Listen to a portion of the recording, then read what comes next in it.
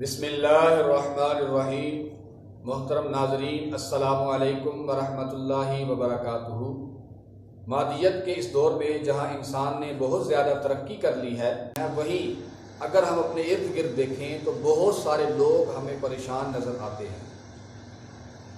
کوئی بیمار ہے تو کوئی قرض دار، کوئی بے روزگار ہے تو کوئی گھریلو ناچاکیوں کا شکار، کوئی بے اولاد ہے تو کوئی نافرمان اولاد کی وجہ سے بیزار۔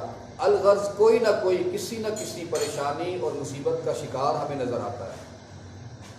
ایسے دور میں، ایسے وقت میں ہمیں یہ چاہیے کہ ہم اللہ کی بارگاہ میں سچی توبہ کر لیں اور اللہ کے حضور سجدہ ریز ہو جائیں اور اس کی بارگاہ میں دست سوال دراز کر لیں، اسی سے مانگنا سیکھ لیں۔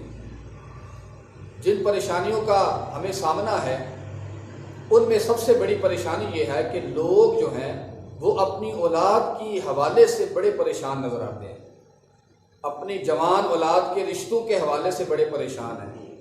جوان بچیاں گھروں میں بیٹھی ہوئی ہیں، رشتے نہیں مل رہے، جوان بچے گھروں میں بیٹھے ہوئے ہیں، رشتے نہیں مل رہے۔ تو ان کے لیے آج کچھ وظائف میں نے عرض کرنے ہیں۔ سب سے پہلا وظیفہ جو میں آپ کو بتانے جا رہا ہوں، یہ ان لڑکیوں کے لیے، ان بچیوں کے لیے ہے جن کی شادی نہیں ہو رہی یا منگنی ہو جاتی ہے اور وہ ٹوٹ جاتی ہے، یعنی کسی طرح سے بھی رشتہ طے نہیں ہو رہا۔ ان کے لیے یہ وظیفہ ہے کہ نماز فجر کے بعد یا ذل جلال والاکرام، یا ذل جلال والاکرام، اس کو 312 مرتبہ پڑھنا ہے۔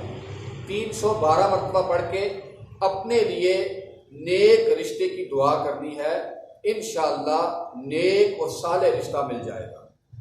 دوسرا جو وظیفہ ہے وہ یہ ہے کہ وہ بچہ یا بچی جس کو رشتہ نہیں مل رہا، اس کے لیے وظیفہ یہ ہے کہ یا حیو یا قیوم، یا حیو یا قیوم 143 مرتبہ 143 مرتبہ لکھ کر اس کا تعویذ بنوائیں اور اس کو اپنے گلے میں ڈال دیں۔ انشاءاللہ اللہ نے چاہا تو جلد اس کی شادی ہو جائے گی اور اس کا گھر بھی بہت اچھا چلے گا۔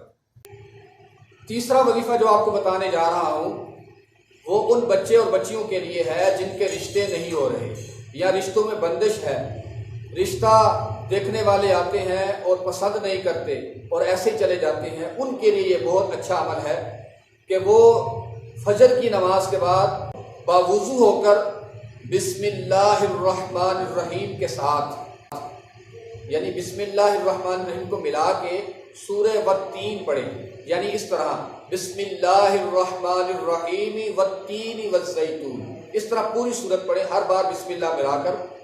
تو اس طرح یہ سورت روزانہ فجر کی نماز کے بعد 60 مرتبہ پڑھی جائے۔ انشاءاللہ اللہ نے چاہا تو 40 دن کے اندر اندر ان کا کام ہو جائے گا، ان کا رشتہ طے پا جائے گا اور گھر بھی اچھا چلے گا۔